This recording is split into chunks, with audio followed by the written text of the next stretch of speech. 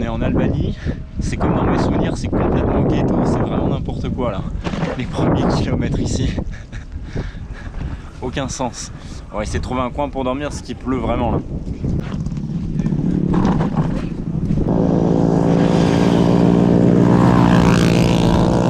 Bon bah pour l'instant c'est compliqué, hein. J'ai demandé à 5-10 personnes si elles connaissaient des gens qui pouvaient m'héberger ou si je sais pas, je pouvais dormir dans l'école du village. Ils ont pas l'air de savoir, ça a pas l'air simple. Donc là ça fait 1h30 là déjà que je suis sous la pluie, donc je change de village et puis on verra bien. Waouh. Bah là j'ai demandé à une quinzaine de personnes. C'était complètement fou, honnêtement j'ai tourné pendant 1h30, 2h sous la flotte et personne n'a voulu m'accueillir. Ni que je pose ma tente en fait, c'est ça. À la fin je me suis dit bon allez je vais me rabattre sur la tente et puis voilà on va faire comme ça quoi. Mais du coup ça n'a pas marché et là je viens de trouver quelqu'un, une vieille dame qui a l'air ok, au moins que je pose ma tente et je sais pas, elle a l'air de m'inviter dans sa maison. Cool ça. Thank you. أنت؟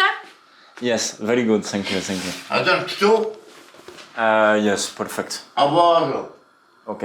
كتاب وكتاب. ليتسيلة. بابو أزيل.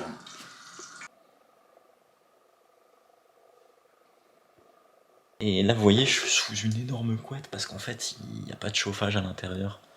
Il n'y a pas de chauffage, donc il fait genre 5 degrés, 8 degrés.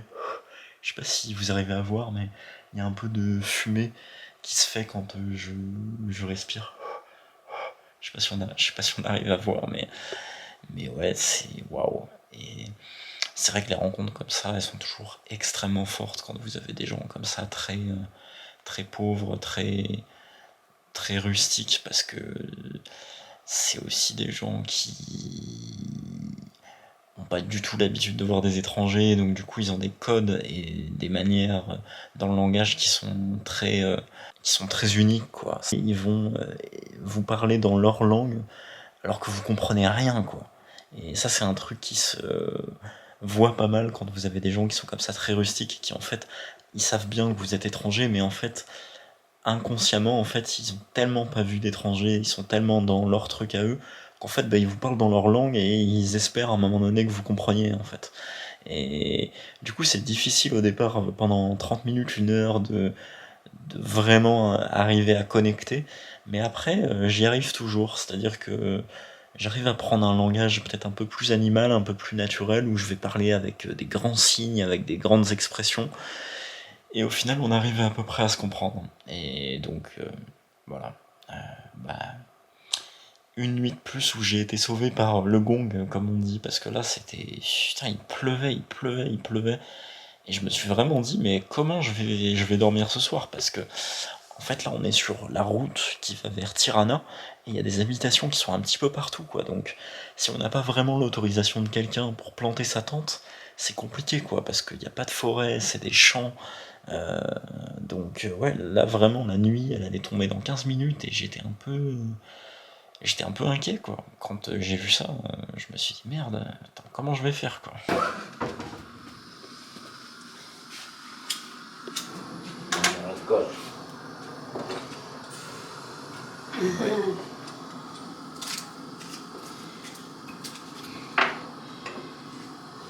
Regardez, incroyable, Tonnet m'a fait du pain perdu ce matin.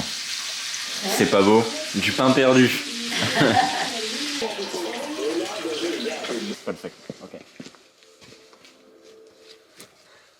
Cheese.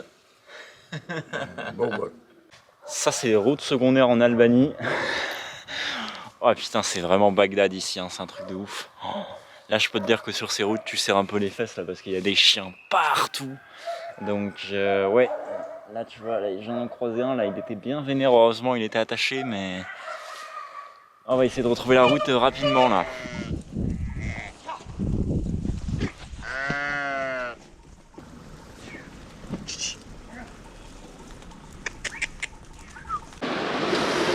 Bon, on est à peu près à une quarantaine de kilomètres de Tirana.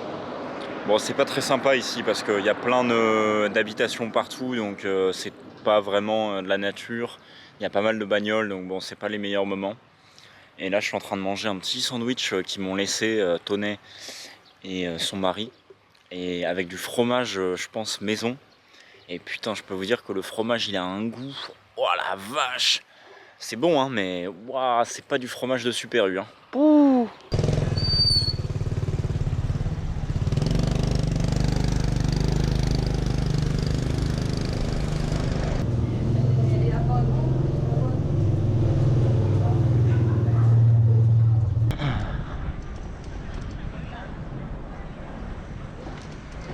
Un truc qui est marquant quand vous voyagez dans ces pays-là un peu plus reculés comme l'Albanie, mais même la Bosnie et tout, il y a des enfants qui courent, etc. dans la ville. Ils sont avec leurs parents, hein, mais il y a beaucoup d'enfants en fait, il y a beaucoup de magasins pour les enfants, etc. Et en fait, c'est en sortant des grandes capitales. Salut! C'est en sortant des grandes capitales européennes qu'on se rend compte qu'en fait, c'est anormal de ne pas avoir d'enfants dans les rues en fait. Mais ouais, dans les capitales comme Paris, Londres et tout, il n'y a pas d'enfants, il n'y a pas de magasins vraiment de jouets. Et là, il y en a vraiment partout. Et on se faisait la réflexion avec des potes, que ce soit en Angleterre, que ce soit en Arménie, Géorgie, etc. C'est fou comme l'emphase est mise en fait sur les enfants et qu'il y a des enfants un peu partout, quoi. Ce que j'aime à Tirana, c'est ce contraste entre le caractère des gens, qui est globalement plutôt oriental, mais la ville qui reste plutôt occidentale avec des grandes places, des grandes rues. Et le contraste est vraiment assez saisissant et intéressant. Et c'est une ville aussi où c'est très paisible en fait. Et j'étais venu il y a 5 ans et j'avais beaucoup apprécié, et là j'apprécie encore. Pour ceux qui se demandent, j'ai un minimum d'informations que je prépare avant de partir dans des zones, on va dire comme l'Afrique par exemple. Je me prépare un minimum, donc par exemple là, en me renseignant sur un peu les différentes espèces qu'on peut trouver, leurs traces, etc. Pour connaître un minimum maladies, comment les repérer et pouvoir au moins tenir quelques jours en sachant faire un auto-diagnostic et pouvoir rejoindre le prochain hôpital. Je pense que c'est un minimum important de connaître au moins la base, sachant que je vais pas être en mode survie, mais au moins d'avoir la base des bases. Si par exemple, c'est tout con, hein, mais vous devez sortir de votre tente en urgence parce qu'il y a un animal sauvage ou je sais pas quoi qui est à côté, vous avez rien sur vous, comment vous faites pour vous repérer? Un truc aussi bête que ça. Mais si vous demandez aujourd'hui à la jeune génération, je suis même pas sûr que 50% des jeunes sachent que le soleil il se lève à l'est et il se couche à l'ouest, quoi. Et là je suis dans un hostel vraiment qui est super sympa, qui est en plein cœur de Tirana et qui a vraiment une ambiance très particulière. J'y étais venu il y a 5 ans, quelque chose comme ça, et je gardais vraiment de cet hostel un souvenir vraiment très étrange. Parce qu'en fait à l'époque j'étais assez rebelle, et là c'est un hostel plutôt en mode un peu bobo, végétarien, etc. Et moi, en bon rebelle que j'étais, j'ai dit moi je m'en fous, je vais cuisiner de la viande. Et du coup j'avais cuisiné de la viande dedans alors qu'il n'y avait pas le droit. Et puis comme j'avais pas du tout peur de la confrontation et tout, je me suis dit de toute façon qu'est-ce qu'ils vont me dire, je m'en fous. Et en fait il y avait ce gars qui gérait l'hostel en fait, qui était un mec un peu voyageur, etc. Et je m'attendais à tomber sur quelqu'un d'un peu caricatural avec qui j'aurais eu un débat. Puis en fait quand il a vu ça, il a juste regardé, il a rien dit, puis il m'a juste dit tiens si tu veux on discute quoi le soir, ce soir tous les deux. Et puis du coup j'étais un peu interloqué par le personnage qui avait pas l'air du tout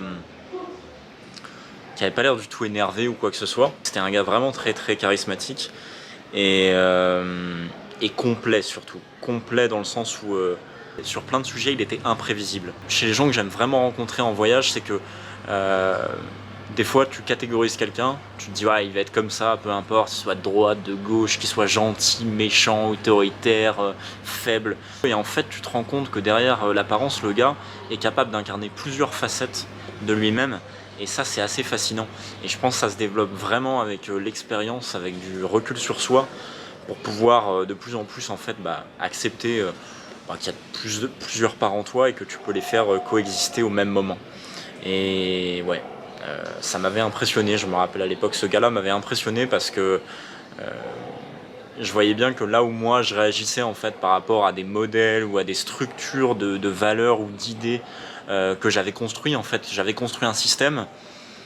Lui, j'avais l'impression que il avait ses idées, que si je lui en donnais une, il se posait 2 secondes, il réfléchissait un peu, il réfléchissait pas dans un système où directement il est en réaction, il est plutôt là en mode ok.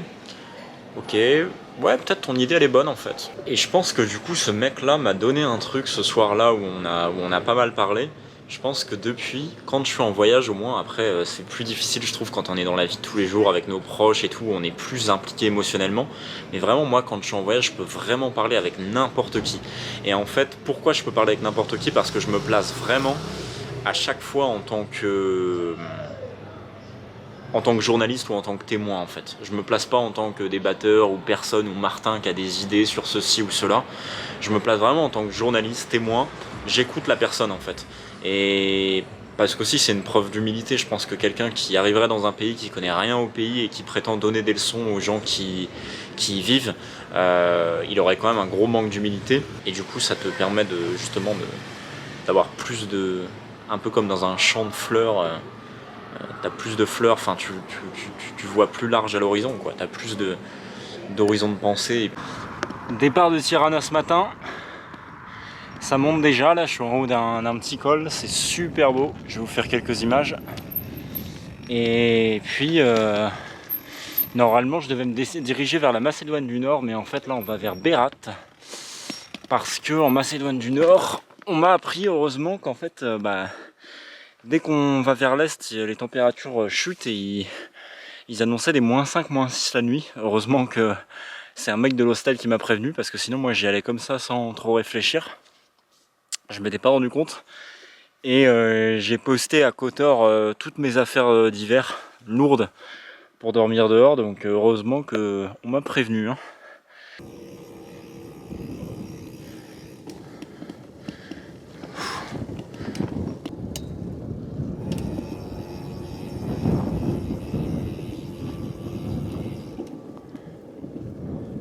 Bon, quand je me suis arrêté manger tout à l'heure, il y a des jeunes qui sont venus me voir, assez marrants, m'ont proposé de la weed. Ils étaient assez motivés visiblement pour que j'en fume. Ouais, j'ai toujours un peu la même sensation avec les Albanais. Là, je leur demande pour camper et tout. Ils sont un peu étranges en fait, ils viennent pas trop vers toi. Enfin, ils sont souriants de base.